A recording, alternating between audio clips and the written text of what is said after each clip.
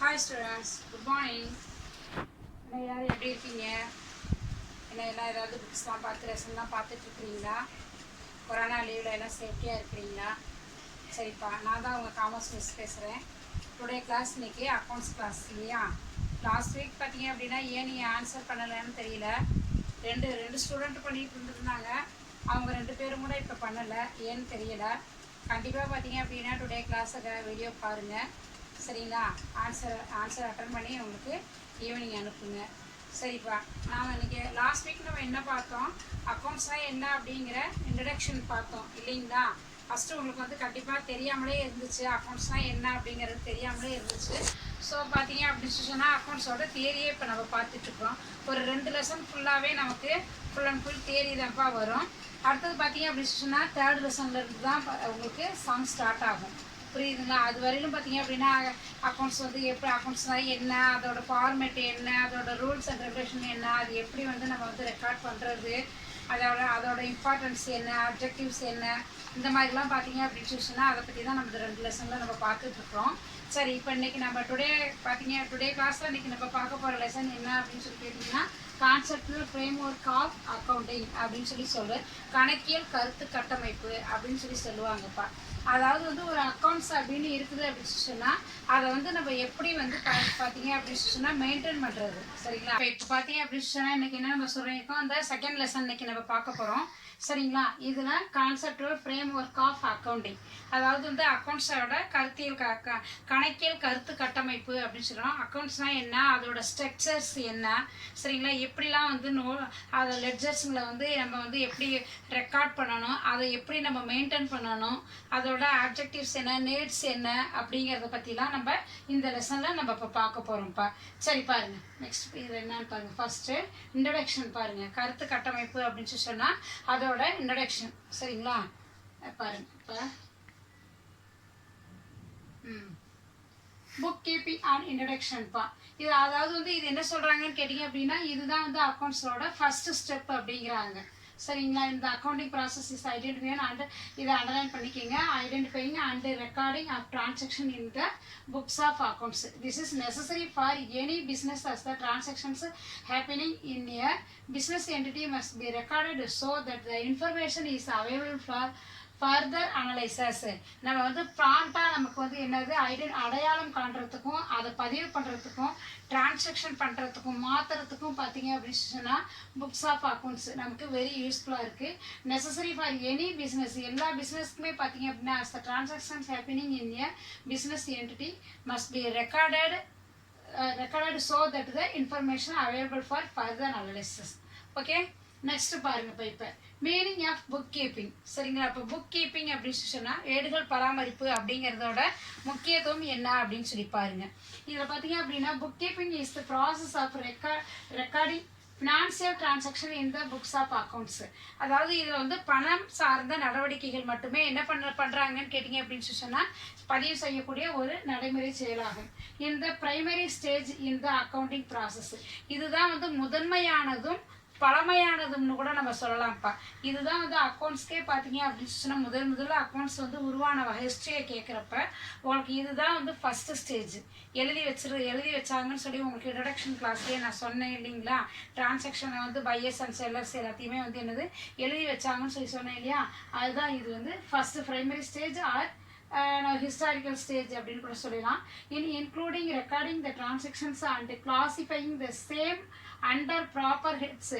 முறையான தலைப்பின் கீழே இதை வந்து என்ன பண்ணுறாங்கன்னு கேட்டிங்க அப்படின்னா முறையான தலைப்பின் கீழே வகைப்படுத்தி அதை நம்ம பதிவு பண்ணுறது. Bookkeeping work is of routine natures. Transactions may be recorded in the accounting notebook and ledgers or may be recorded in a computer. இதில் வேணாலும் என்ன சொல்கிறாங்க, நம்ம அதை கிளாசிஃபிகேஷன் அடையாளம் கண்டு வகைப்படுத்தினதுக்கு அப்புறம் அதோட முறையான ஏடுகளில் இதை வந்து என்ன பண்ணுறாங்க நம்ம பதிவு பண்ணுறோம். இதை வந்து நம்ம கணினியில் இப்போ நாளடைவில் பார்த்தீங்க அப்படின்னா கணினியில் கூட நம்ம பதிவு பண்ணி வச்சுக்கிறாங்க. இப்போ எல்லாமே மேனுவலுக்கு வேலையே இல்லாமல் போயிடுச்சுப்பா. கணினியில் தான் கம்ப்யூட்டரில் தான் உங்களுக்கு பதிவு பண்ணி வைக்கிறாங்க. சரி, இதோட டெஃபினேஷன் பாருங்கப்பா. உங்களுக்கு என்னது டெஃபினேஷன் ஆஃப் புக் கீப்பிங் அப்படின்னு கொடுத்துருக்காங்க. நிறைய பேர் உங்களுக்கு டெஃபினேஷன் கொடுத்துருந்தாலும் கூட கார்ட்டரோட இதை மட்டுமே பாருங்கள். சரிங்களா? Bookkeeping is the science and art of recording correctly in the book of accounting all those business transactions of money or money's worth. Alan Carter அப்படிங்கிறவர் சொல்லியிருக்கிறாரு. உங்களுக்கு என்ன சொல்லியிருக்காருன்னு கேட்டீங்க அப்படின்னு சொன்னால், கணக்கேடுகள் பராமரிப்பது அப்படிங்கிறது பணம் மற்றும் பணம் சார்ந்த நடவடிக்கைகளை வைத்து அனைத்து நடவடிக்கைகளையும் கணக்கேடுகளில் சரியாக பதியும் ஒரு கலையாகும். சரிங்களா?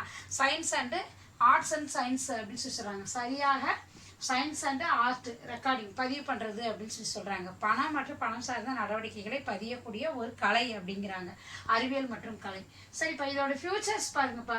புக் கீப்பிங்கோட ஃபியூச்சர்ஸ் என்ன சொல்லலாம்? கணக்கீடுகள் பராமரிப்போட இயல்புகள்னு சொல்லலாம், கேரக்டர்ஸ்ன்னு சொல்லலாம். சரிங்களா?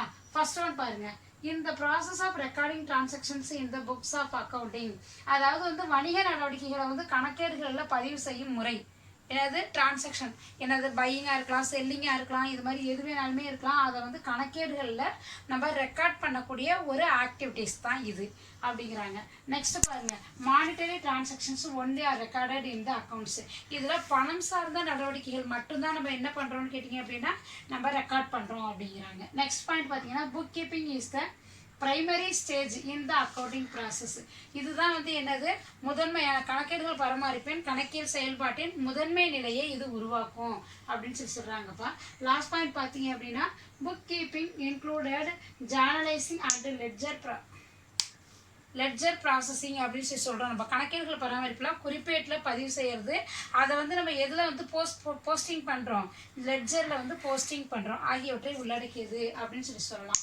நெக்ஸ்ட் பாருங்க, உங்களுக்கு இப்போ அட்ஜெக்டிவ்ஸ் ஆஃப் புக் கீப்பிங் அப்படின்னு சொல்கிறோம். உங்களுக்கு இப்போ கணக்கீடுகள் பராமரிப்போட நோக்கங்கள் அப்படின்னு சொல்கிறோம். அட்ஜெக்டிவ்ஸ் நோக்கங்கள் என்ன சொல்கிறான்? To have A complete and permanent record of all business transactions in chronological order and under appropriate headings அப்படின்னு சொல்லலாம். உங்களுக்கு அதாவது வணிக நடவடிக்கைகளை வந்து கால வரிசையில் உரிய தலைப்புகளில் ப்ராம்ப்டாக என்ன பண்ணுறாங்கன்னு கேட்டிங்க அப்படின்னு சொன்னால், அதாவது ஒவ்வொரு தலைப்புக்கும் கீழே கொண்டு வர்றாங்கங்கிறாங்க. No facilitate ascertainment of a profit or loss of the business during a specific period. குறிப்பிட்ட பீரியடில் பார்த்தீங்க அப்படின்னு சொன்னால் லாபம் கிடச்சிருக்குதா நஷ்டம் கிடச்சிருக்குதா அப்படிங்கிறத நம்மளால என்ன பண்ண முடியுது? தெரிஞ்சுக்க முடியுது. ஸோ நெக்ஸ்ட் பாருங்க, to facilitate ascertainment of financial position.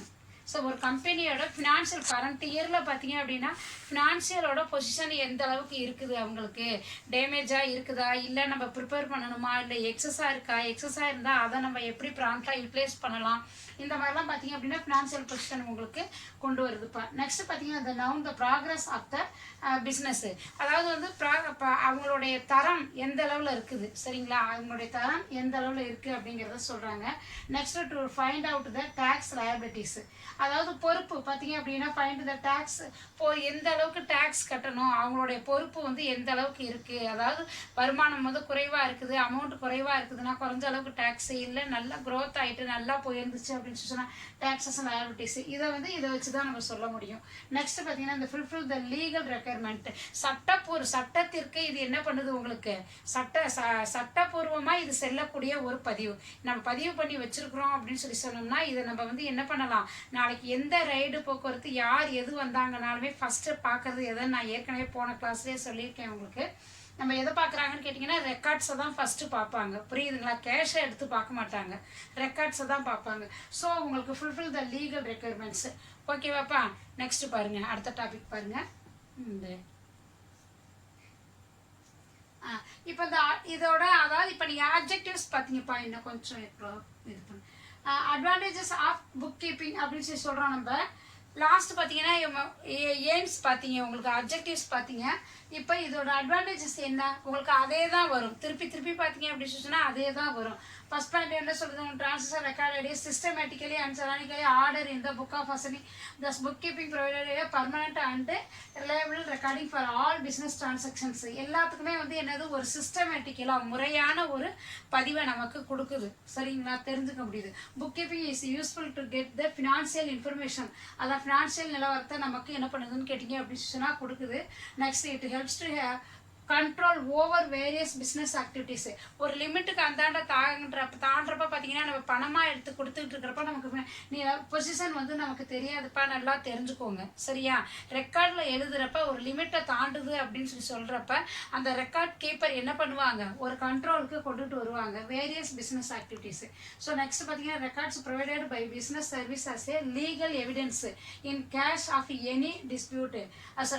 சட்டத்துக்கு வந்து எவிடன்ஸ், சட்டத்துக்கு வந்து என்னவா இருக்குது வந்து ஒரு அதாவது எவிடன்ஸாக உங்களுக்கு இருக்குது. இதுதான் வந்து என்னது உங்களுக்கு காட்டக்கூடிய ஒரு எவிடன்ஸு.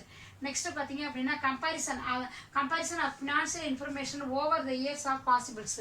அதாவது இந்த இயர்க்கும் நெக்ஸ்ட் இயர்க்கும், இந்த இயர்க்கும் கம்மிங் இயர் வரப்போகிற இயர்க்கும் அதாவது கம்பேர் பண்ணி பார்க்கறதுக்கு பார்த்தீங்க அப்படின்னு சொன்னால் financial information of different business related facilities compare பண்ணி பார்க்கறதுக்கு இந்த ரெக்கார்ட்ஸ் ரொம்ப ஹெல்ப்ஃபுல்லாக இருக்குது. லாஸ்ட் பாயிண்ட் பார்த்தீங்கன்னா bookkeeping is useful to find out the tax liabilities. சொன்னேன் இல்லையா உங்களுக்கு, கடைசியாக நான் சொன்னேன் இல்லையா டேக்ஸ் லயபிலிட்டிஸ் உங்களுக்கு வருமான வரி கட்டுறதுக்கு வந்து ஒரு வருமான வரி கட்டக்கூடிய ஒரு பொறுப்புக்கு கரெக்டாக உங்களை கொண்டு செல்லுது இந்த ரெக்கார்ட் பூர்வமாக அப்படிங்கிறாங்க. சரி, எல்லாத்துக்குமே பார்த்தீங்க அப்படின்னா ஒரு அட்வான்டேஜஸ்ன்னு இருந்துச்சு அப்படின்னு சொன்னால் டிஸ்அட்வான்டேஜஸ்னா இப்போ பார்த்தீங்க அப்படின்னா இப்போ இந்த இதே பார்த்தீங்க புக் கீப்பிங்கில் பார்த்தீங்கன்னா டிஸ்அட்வான்டேஜஸும் இருக்க தான் செய்யுது சரிங்களா. அது என்னென்னு சொல்லி பார்த்தீங்க அப்படின்னு சொன்னால் அதாவது ஒன்லி மானிட்டரி டிரான்சாக்ஷன் மட்டும்தான் இதில் வந்து நம்ம என்ன பண்ணுறோம்னு கேட்டிங்கன்னா ரெக்கார்ட் பண்ணுறோம் சரிங்களா. நெக்ஸ்ட் பார்த்தீங்கன்னா effective of price levels changes are not considered.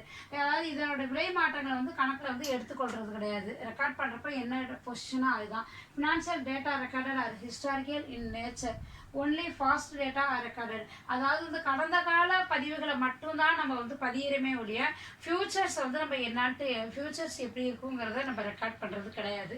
சரி, இதுதான்ப்பா இதில் டிஸ்அட்வான்டேஜஸ்ன்னு சொல்லலாம். அடுத்தது பார்த்தீங்கன்னா இந்த புக் கீப்பிங்க்கும் அக்கௌண்ட்ஸ்க்கும் வந்து உள்ள டிஃப்ரென்ஸ் பார்த்தீங்க அப்படின்னு சொன்னால் கேட்பாங்க. பார்த்தீங்க அப்படின்னு சொன்னால் இது கொஸ்டின் கண்டிப்பாக கேட்பாங்க. இதில் பார்த்தீங்கன்னா என்னென்ன வருதுன்னு கேட்டீங்க அப்படின்னு சொன்னால் ஸ்கோப்பு, ஸ்டேஜ், அதோட nature of job, knowledge and requirements, skill required, இதெல்லாம் பார்த்தீங்க அப்படின்னு சொன்னால் உங்களுக்கே கேட்பாங்கப்பா. அதனால் இந்த டயக்ராமை வந்து பார்த்தீங்க அப்படின்னு சொன்னால் நல்லா படிச்சுக்கோங்க. நெக்ஸ்ட்டு பார்த்தீங்க அப்படின்னு சொன்னால் அதாவது வந்து ரிலேஷன்ஷிப் பார்த்தீங்க அப்படின்னு சொன்னால் அக்கௌண்டிங் பிரின்சிபல்ஸ் பாருங்கப்பா உங்களுக்கு. அடுத்தது பார்த்தீங்க அப்படின்னா அக்கௌண்டிங் பிரின்சிபல்ஸ் கோட்பாடுகள். இதில் பார்த்தீங்க அப்படின்னு சொன்னால் மேலே அக்கௌண்ட்ஸிங் பிரின்சிபல்ஸில் பார்த்தீங்க accounting principles are the basic norms of assumptions developed and established as the basic for basic accounting systems. These principles are adopted by the accounting universally. The accounting principles provided informative and consistency in the accounting methods and process. Such accounting principles are known as generally accepted accounting principles. பொதுவாக ஏற்றுக்கொள்ளப்பட்ட கணக்கியல் கோட்பாடுகள் அப்படின்னு சொல்கிறாங்க. அது மூலியமாக இதை என்ன பண்ணுறாங்கன்னு கேட்டிங்கன்னா பிரின்சிபல்ஸ் கொடுத்துருக்குறாங்க. புரியுதுங்களா? இது என்னது GAAPS அப்படின்னு சொல்லி ஷார்ட்டாக சொல்லுவாங்க. இதுதான் உங்களுக்கு என்ன பண்ணியிருக்குது, இந்த அக்கௌண்டிங் பிரின்சிபல்ஸை உங்களுக்கு கொடுத்துருக்குறாங்க உங்களுக்கு.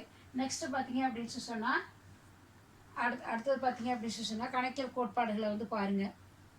இது இங்கே பாருங்கள், the importance accounting concept and convention are discussed below.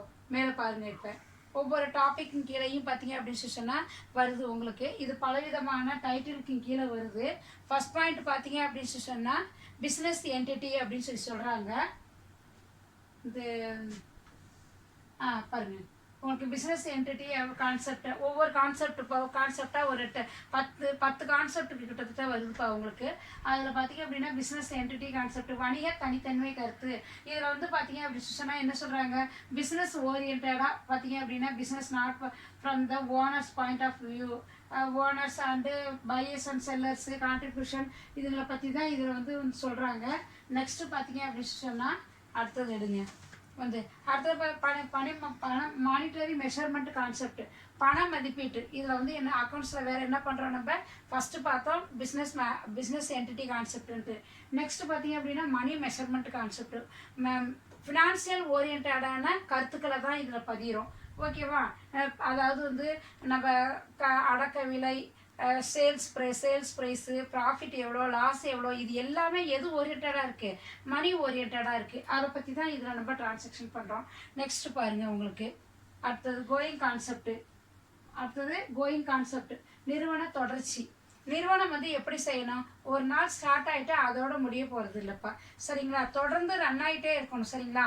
Last year எப்படி இருந்துச்சு, கம்மிங் இயர் எப்படி இருந்துட்டு இருக்கு, நெக்ஸ்ட் இயர் வந்து நம்ம எப்படி பண்ண போகிறோம் அப்படிங்கிறத பற்றிலாம் வந்து இந்த கான்செப்டில் உங்களுக்கு கொடுக்குறாங்க. நெக்ஸ்ட்டு பார்த்தீங்க அப்படின்னா காஸ்ட் கான்செப்ட், அதாவது வந்து அடக்க விலை கருத்து அப்படின்னு சொல்லி சொல்கிறாங்க. ஒரு பொருளுக்கு பார்த்தீங்க அப்படின்னு சொல்லி சொன்னால் ஒரு ப்ராடக்ட் பண்ணுறதுக்கு அதுக்கு எவ்வளோ வந்து என்னென்ன குட்ஸ்லாம் நம்ம வாங்கி ஆகணும், மெஷினரிஸ் வாங்கி ஆகணும், அதுக்கு வந்து என்ன அந்த பொருட்கள்லாம் மூலப்பொருட்கள்லாம் என்னென்ன வாங்கி ஆகணும், மொத்தத்துக்கு இது எல்லாம் சேர்ந்து அதோட அடக்க விலை எவ்வளோ வருது அப்படிங்கிறத பற்றி எல்லாம் வந்து இந்த இந்த டாப்பிக்கில் சொல்கிறாங்க. நெக்ஸ்ட்டு பாருங்கள், அடுத்தது டியூலர்ஸ் கான்செப்ட். அடுத்தது பாருங்கள், இந்த இரட்டைத்தன்மை கருத்து அப்படின்னு சொல்லி சொல்கிறாங்க உங்களுக்கு. டியூவல் எக்ஸ்பர்ட் கான்செப்ட், இது வந்து இரட்டைத்தன்மை கருத்து. அதாவது பார்த்தீங்க அப்படின்னாப்பா அக்கௌண்ட்ஸில் மெயினாக பார்த்தீங்க அப்படின்னா டெபிட் ஆர் கிரெடிட், இது ஏற்கனவே நான் சொல்லியிருக்கேன். Pier R seller, debit or credit. ஒருத்தவங்களுக்கு லாஸாக இருந்துச்சுன்னா இன்னொருத்தவங்களுக்கு என்னவா இருக்கும், கெயினாக இருக்கும். ஒருத்தர் கொடுக்குறாங்க அப்படின்னு சொல்லி சொன்னால் இன்னொருத்தர் என்ன பண்ணுறாங்க, வாங்குறாங்க. இந்த மாதிரி எந்த நடவடிக்கையாக இருந்தாலுமே ஆல் டிரான்சாக்ஷன் லாஸ்ட் நம்ம என்ன பார்த்துட்டு இருக்கிறோம், டுவெல் அக்செப்ட் கான்செப்ட் அப்படின்னு பார்த்துட்டு இருக்கிறோம். இரட்டைத்தன்மை கருத்து அப்படின்னு சொல்லிட்டு இந்த கிளியரை பார்த்தீங்க அப்படின்னு சொன்னால் உங்களுக்கு புரியும்ப்பா. இப்போ வந்து ஒருத்தர் கொடுக்குறாங்க அப்படின்னா இன்னொருத்தவங்களுக்கு என்னதாகும், வாங்குறாங்க இல்லைங்களா. ஒருத்தர் கொடுக்குறாங்க அப்படின்னா அவங்களுக்கு வந்து குறையும், வாங்குறாங்க அப்படின்னு சொன்னால் அவங்களுக்கு என்ன ஆகும், ஏறும், சரிங்களா. அது மாதிரி நிறைய உங்களுக்கு இப்போ எக்ஸாம்பிள்ஸ் நான் சொன்னேன் இல்லையா. ஒரு பேங்க்கில் போய் நம்ம போடுறோம் அப்படின்னா பேங்க்குக்கு வந்து ப்ராஃபிட்டாக இருக்கும், நமக்கு வந்து என்னவாக இருக்கும், லாஸாக இருக்கும். இந்த மாதிரி ஒருத்தர் விற்கிறாங்க அப்படின்னா ஒருத்தர் வாங்குறாங்க. இந்த மாதிரி நம்ம நிறைய சொல்லிகிட்டே போகலாம்ப்பா. நெக்ஸ்ட் கான்செப்ட் பாருங்கள் உங்களுக்கு. அடுத்தது பார்த்தீங்க அப்படின்னு சொன்னால்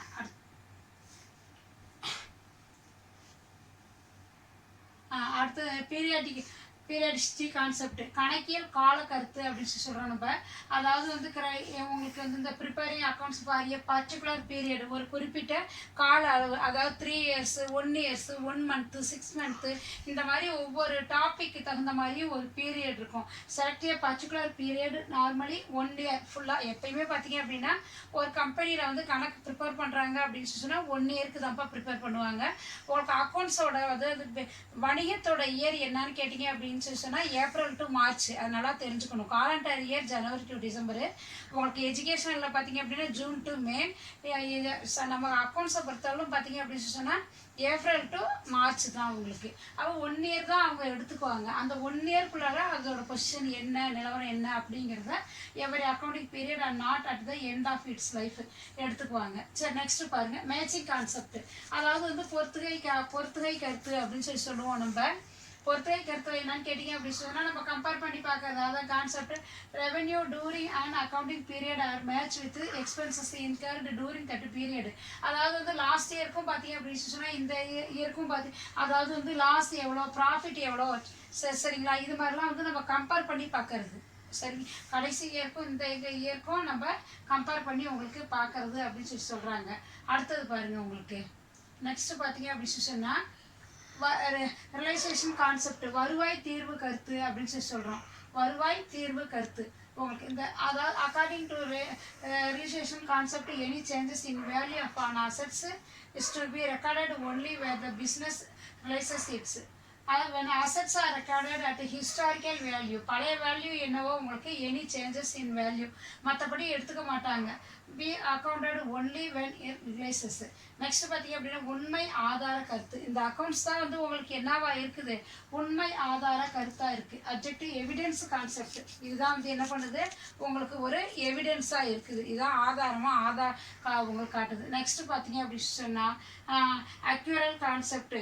இது எப்படி இந்த அக்யூரல் கான்செப்ட் உங்களுக்கு நிகழ்வு தீர்வு கருத்து அப்படின்னு சொல்கிறாங்க. இப்போ இது வந்து ரெவன்யூ இது வந்து according to accrual concept effect of transaction recognised and measurable basis. அதில் வந்து என்ன பிஸ்னஸ் ஓரியன்டான பேசஸில் இது இருக்குது உங்களுக்கு. Credit sales is recognised sales that the amount of has been received immediately. Rent for the month of March இதை கொடுக்குறாங்க, has been paid and its accounting period. இதுலேருந்து இது வரலன்னு கொடுக்குறாங்க இல்லைங்களா. அது மாதிரி expenses for the accounting year 2017-18 because it had become due அப்படின்னு சொல்கிறாங்க. உங்களுக்கு நிகழ்வு அதாவது வந்து இந்த பீரியடு இந்த பீரியடுக்குள்ளார நிகழ்வு நடந்துகிட்டு இருக்கிற காலகட்டத்துங்களை விளக்கக்கூடியது. கன்வென்ஷன் ஆஃப் கன்சிஸ்டன்சி நிலைத்தன்மை, அதாவது வந்து ஒரு பிஸ்னஸோட நிலைத்தன்மை எப்படி இருக்குது அப்படிங்கிறது இதை பார்த்தோம் அப்படின்னு சொன்னாலே நம்ம அந்த நிறுவனத்தை பற்றி நம்மளால் புரிஞ்சுக்க முடியும்ப்பா. அதுதான் வந்து சொல்கிறாங்க உங்களுக்கு நிலைத்தன்மை. நெக்ஸ்ட் லாஸ்ட் பாயிண்ட் பார்த்தீங்க அப்படின்னு சொன்னால் அடுத்தது முழு வெளிப்படுத்துதல் மரபு அப்படின்னு சொல்லுவாங்க உங்களுக்கு. கன்வென்ஷன் ஆஃப் ஃபுல் டிஸ்க்ளோசர் அப்படின்னு சொன்னால் அதாவது இந்த அக்கௌண்ட்ஸ் பார்த்தீங்க அப்படின்னா இந்த கான்செப்ட் எல்லாத்தையும் முழுமையாக பார்த்தா அந்த நிறுவனத்தோட அந்த பிஸ்னஸோட டூரியேஷன்ஸு, ப்ளேஸு, ஃபினான்சியல் பொசிஷன்ஸு எல்லாமே பார்த்தி இப்போ இத்தனை நம்ம பார்த்தோம் இல்லைங்களா, இத்தனை கான்செப்ட் பார்த்தோம் இல்லைங்களா, இது எல்லாமே இந்த ஒரு கான்செப்டில் பார்த்தீங்க அப்படின்னு சொன்னால் தொகுத்து வந்துருப்பா உங்களுக்கு. இதை பார்த்தாலே நீங்கள் வந்து எல்லா இன்ஃபர்மேஷனும் பார்த்தீங்க அப்படின்னா மெட்டீரியல் எல்லாம் prepared honestly and all material information should disclosed in the accounting statement. இதை பார்த்தீங்க அப்படின்னு சொன்னாலே தெரிஞ்சுக்கலாம் முழுசாக உங்களுக்கு. இதோட management difference from the owners in most of the organisation. இதை மேனேஜ் பண்ணுறவங்க ஓனர்ஷிப்பு இதை வந்து இந்த அமைப்பை வந்து என்ன பண்ணுவாங்கன்னு கேட்டிங்க அப்படின்னு சொன்னால் ப்ரிப்பேர் பண்ணி வெளியிடுவாங்க. இதை பார்த்தீங்க அப்படின்னு சொன்னாலே உங்களுக்கு புரிஞ்சுக்க முடியும். ஓகே, நெக்ஸ்ட் டாபிக் பாருங்க உங்களுக்கு. அடுத்தது இப்போ இதை என்ன கொடுத்துருக்காங்கன்னு சொல்லி கேட்டிங்க அப்படின்னு சொன்னால் இதில் பல வகையான கான்செப்ட்டுங்க உங்களுக்கு இப்போ நம்ம பார்த்தோம் இல்லைங்களா. பொதுவாக இதில் தான் பார்த்தீங்க அப்படின்னா அதாவது இந்த நிதிநிலை அறிக்கையில் முழுமையாகவும் நேர்மையாகவும் போதுமானதாகவும் இருந்தால்தான் நிதி தகவல் பயனீட்டாளர்களுக்கு வணிக நிறுவனங்கள் செயல்திறன் குறித்தும் நிதிநிலை குறித்து சரியான மதிப்பீட்டினை மேற்கொள்ள முடியும். அதுக்காக பார்த்தீங்க அப்படின்னு சொன்னால் இதெல்லாம் கொடுத்துருக்குறாங்க பாருங்கள் உங்களுக்கு. இந்த என்டிட்டிலாம் கொடுத்துருக்குறாங்க. இதெல்லாம் அக்கௌண்டிங் கான்செப்ட் அப்படின்னு சொல்லி பேர் உங்களுக்கு. இதை பார்த்தீங்க அப்படின்னு சொன்னால் கோட்பாடுகள் அக்கௌண்டிங் கான்செப்ட் அப்படின்னு பேர். இதில் இப்போ இந்த ஒரு குறிப்பிட்ட கான்செப்ட்லாம் கொடுத்துருக்குறாங்க. இதெல்லாம் பாருங்கள். ஃபர்ஸ்ட் ஒன் என்னது, business entity. Owners and business are two different entities, 2 பேர் இருக்கிறாங்க இல்லைங்களா. அடுத்தது மணி மெஷர்மெண்ட்டு, பண மதிப்பீடு, ஒன்லி மணி டிரான்சாக்ஷன்ஸ் மட்டும்தான். அடுத்தது கோயிங் கான்செப்ட், நிறுவன தொடர்ச்சி. நம்ம இப்போ சொல்லிட்டு வந்ததே தான்ப்பா. இது எல்லாம் ஷார்ட் ஃபார்மில் கொடுத்துருக்குறாங்க. ஓகே, நெக்ஸ்ட் பாருங்கள். இப்போ அடுத்தது பார்த்தீங்க அப்படின்னு சொன்னால் கணக்கியல் தரவரிசை அப்படின்னு சொல்லுவோம். அதாவது அக்கௌண்டிங் ஸ்டாண்ட்ஸ் அப்படின்னு சொல்லுவோம் உங்களுக்கு. இதில் என்னன்னு கேட்டிங்க அப்படின்னு சொன்னால் அக்கௌண்டிங்ஸ் இது ஃபுல்லாகவே இது எல்லாமே ஷார்ட்டாக தான்ப்பா கொடுத்துருக்காங்க. இப்போ நம்ம சொன்னதே தான் சொல்லியிருக்காங்க. இதை ஃபுல்லாக நீங்கள் இதில் வந்து பார்த்துக்குங்க, தொகுத்து பார்த்துக்குங்க, அவ்வளோதான். நெக்ஸ்ட் பார்த்தீங்க அப்படின்னா அக்கௌண்டிங் தரநிலைகள் அப்படின்னு சொல்லுவாங்க. சரியா, அக்கௌண்டிங் ஸ்டாண்ட்ஸ் அப்படின்னு சொல்லுவாங்க.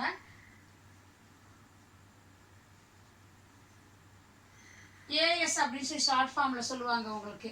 சரிங்களா, ஏஎஸ் அப்படின்னா 2 மார்க்ஸில் கூட கேட்கலாம், 1 வேர்டில் கூட கேட்கலாங்கன்னு நல்லா ஞாபகத்தில் வச்சுக்கோங்கப்பா. உங்களுக்கு ஏஎஸ் மீன்ஸ் பார்த்தீங்க அப்படின்னா அக்கௌண்டிங் ஸ்டாண்டர்ட்ஸ் அப்படின்னு சொல்லுவாங்க. கணக்கியல் தரவரிசை அப்படின்னு சொல்லுவாங்க. Accounting standards provided the framework of norms to be followed on accounting that the financial statement different enterprises become comparable. அதாவது திருப்பி மறுபடி இதை தான் சொல்கிறாங்க. ஃபினான்சியல் பொசிஷனை கொடுக்குது, மற்றதுங்களோட கம்பேர் பண்ணி பார்க்குது. அதே தான் உங்களுக்கு திருப்பி சொல்கிறாங்க. நெசசரி ஸ்டாண்டர்ட்ஸ் த அக்கௌண்டிங் பிரின்சிபல்ஸ். இது வந்து என்னது, அக்கௌண்டிங் பிரின்சிபல்ஸால் வகுக்கப்பட்டது. என்ஷூர் கன்சிஸ்டன்சி, அதாவது வந்து comparability, adequate reliability of financial reporting அப்படிங்கிறாங்க. இது வந்து என்னது, ஒரு accounting principles stands, necessary stands for accounting பிரின்சிபல்ஸுங்கிறது ஒரு நிறுவனத்தோட நிலைத்தன்மை, ஒப்பீட்டுத்தன்மை, நிறைவுத்தன்மை. அதை நம்ம மறுபடி அந்த கான்செப்ட் தான் வந்துக்கிட்டு இருக்கோம். நம்பகத்தன்மை, உங்களுக்கு ஸ்டெபிலிட்டி, இதெல்லாம் பார்த்தீங்க அப்படின்னா ஃபினான்சியல் ரிப்போர்ட்டிங், இது எல்லாம் தான் உங்களுக்கு கொடுக்குது, மறுபடி கொடுக்குது அப்படின்னு சொல்கிறாங்க. இது யார் அடுத்த இந்த கோக்லர் அப்படிங்கிறவர் என்ன சொல்லியிருக்கிறாருன்னு பாருங்கள். இந்த வேர்ட்ஸ் ஆஃப் கோக்லர் என்ன accounting standards are codes of conduct imposed by customs law professionals bodies for the benefit of public accountants and accountant generally அப்படின்னு சொல்லியிருக்கிறாங்க.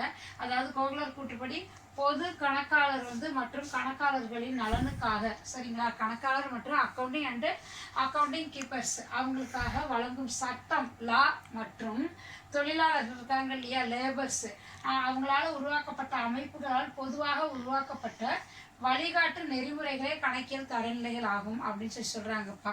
இது பார்த்தீங்க அப்படின்னா இந்தியா லெவலில் பார்த்தீங்க அப்படின்னா இல்லை வேர்ல்டு லெவலில் இது எல்லாமே பார்த்தீங்க அப்படின்னு சொன்னால் உங்களுக்கு நடந்துக்கிட்டு இருக்குது. சரிங்களா, அடுத்தது பாருங்கள்.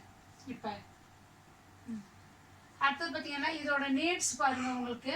இந்த கணக்கியல் தரவரிசையோட தேவை என்ன கொஞ்சம் இருக்கு. The need for accounting stands is following.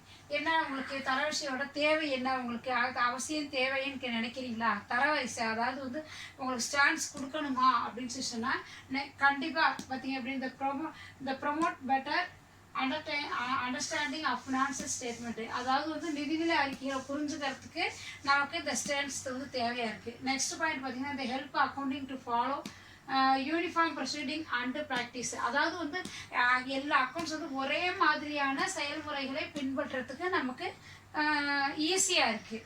சரிங்களா? நெக்ஸ்ட் பார்த்தீங்கன்னா இந்த facilitate meaningful comparisons of financial statement of 2 or more entity. சரிங்களா? 2 அல்லது அதற்கு மேற்பட்ட கருத்துக்களோட கணக்குகளோட கம்பேர் பண்ணி பார்க்கறதுக்கு நமக்கு யூஸ்ஃபுல்லாக இருக்குது. நெக்ஸ்ட் பார்த்தீங்கன்னா இந்த enhance reliability of financial statement, நிதிநிலை அறிக்கையின் நம்பகத்தன்மை ஸ்டெபிலிட்டி. சரிங்களா? அறிஞ்சுக்கிறதுக்கு நமக்கு யூஸ்ஃபுல்லாக இருக்குது. லாஸ்ட் பாயிண்ட் பார்த்தீங்கன்னா to meet the legal requirements effectively, சட்ட தேவைகளை சிறப்பாக செய்யறதுக்கு. ஏற்கனவே சொன்னேன் அக்கௌண்ட்ஸை தான் எடுத்து பார்ப்பாங்க அப்படிங்கிறக்கேன். அப்போ உங்களுக்கு லா சம்மந்தப்பட்ட இதுனா எதிர்த்து கம்பேர் பண்ணி சிறப்பாக செய்யறதுக்கு நமக்கு இது யூஸ்ஃபுல்லாக இருக்குது. அடுத்தது பாருங்க இப்போ international financial reporting stands IFRS அப்படின்னு சொல்லுவாங்க. தயவுசெய்து ஷார்ட் ஃபார்மில் உங்களுக்கு 2 மார்க்லாம் கேட்கலாம். இதை நல்லா மென்ஷன் பண்ணிக்கோங்க. சரிங்களா? இந்தியாவில் கணக்கியல் IFRS பன்னாட்டு நிதி அறிக்கை தரநிலைகள் அப்படின்னு சொல்லுவாங்க. இது வந்து என்னது இன்டர்நேஷ்னல் லெவலில் இருக்கக்கூடிய பிஸ்னஸோட தரநிலைகளை உங்களுக்கு கொடுக்குது. உங்களுக்கு IFRS அதான் சொல்கிறாங்க. இதோட ஃபர்ஸ்ட் லெட்டர்ஸ் பாருங்கள். International financial reporting standards are used by the international accounting standards board. அந்த போர்டிலேருந்து இதை வந்து கொடுக்குறாங்க.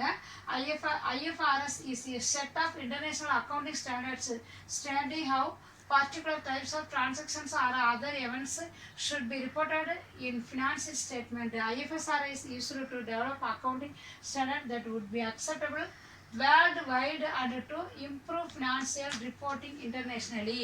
இன்டர்நேஷ்னல் லெவலில் கொடுக்கக்கூடிய ஒரு ரிப்போர்ட் ஆகும்ப்பா. இதே பார்த்தீங்க அப்படின்னு சொன்னால் நெக்ஸ்ட் அக்கௌண்டிங் ஸ்டாண்டர்ட்ஸ் இனி இந்தியா அப்படிங்கிறாங்க. இந்த மார்க் இந்த கொஸ்டின் கேட்காத வருடமே கிடையாதுக்குன்னு வெரி வெரி இம்பார்ட்டன்ட். உங்களுக்கு இந்தியாவில் கணக்கியல் தரநிலைகளை பற்றி விரிவாக எழுதுக அப்படின்னு சொல்லி கேட்பாங்க உங்களுக்கு. இனி India standards of accounting is used by the institute of chartered accounting of India, ICAI சொல்லுவாங்க. Institute of chartered accountants of India அப்படின்னு சொல்லுவாங்க. உங்களுக்கு ஷார்ட் ஃபார்மில் நல்லா பாருங்கள். இந்த council of institute of chartered accounting of India இதுதான் வந்து இதை என்ன பண்ணுறாங்க கன்சிடர்டு அக்கௌண்டிங் ஸ்டாண்டர்ட்ஸ் போர்டு கொடுக்குறாங்க. எப்போ ஸ்டார்ட் பண்ணாங்கன்னு சொல்லி கேட்டிங்க அப்படின்னு சொன்னால் 1977 April 21 ரெகனைஸ் பண்ணினாங்கப்பா. இதோட நீட்ஸ் பார்த்தீங்கன்னா account stands in India ASB formatted accounting standards so that such standards may be established by the Council of Institute of India அப்படின்னு சொல்கிறாங்க. The ASB will consider the applicable law, customs, usage, business environment and in international accounting standards while framing accounting standards. இது வந்து எதை பற்றி சட்டத்தை பற்றி, கஸ்டம்ஸை பற்றி, யூசேஜை பற்றி, பிஸ்னஸ் என்விரான்மெண்ட்டை சுற்றுச்சூழலை பற்றி இது எல்லாம் பார்த்திங்க அப்படின்னா இன்டர்நேஷ்னல் அக்கௌண்டிங் ஸ்டாண்டர்ட்ஸ் தேவையான தகவல்களை ஆராய்ச்சி பண்ணி ரிசர்ச் பண்ணி உங்களுக்கு நமக்கு கொடுக்குறாங்க.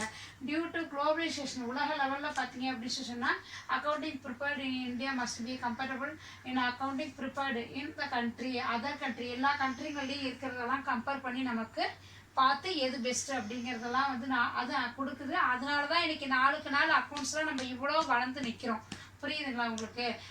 இதை வந்து சொல்கிறாங்க ப்ரெசன்ட்லி அதாவது வந்து accounting practice customs and traditions presently all big companies have to follow. அதாவது வந்து first AS rules but smaller business unit are allowed to continue using AS in futures. It is expected that all business entity in India will migrate to first and AS அப்படின்னு சொல்கிறாங்க. உங்களுக்கு புரியுதுங்களா? இதுதான் வந்து இந்தியாவில் இருக்கக்கூடிய அதாவது வந்து அக்கௌண்டிங் ஸ்டாண்டர்டு என்னென்னா நமக்கு பண்ணுது, அது எப்போ ஸ்டார்ட் பண்ணாங்க, எப்போ நமக்கு கொடுக்குது, எப்போ ஒர்க் பண்ண ஆரம்பித்தாங்க, அதோட ஸ்டாண்ட்ஸ் என்ன அப்படிங்கிறதெல்லாம் நமக்கு விளக்குது. ஓகே, தேங்க்யூ ஃபார் வந்து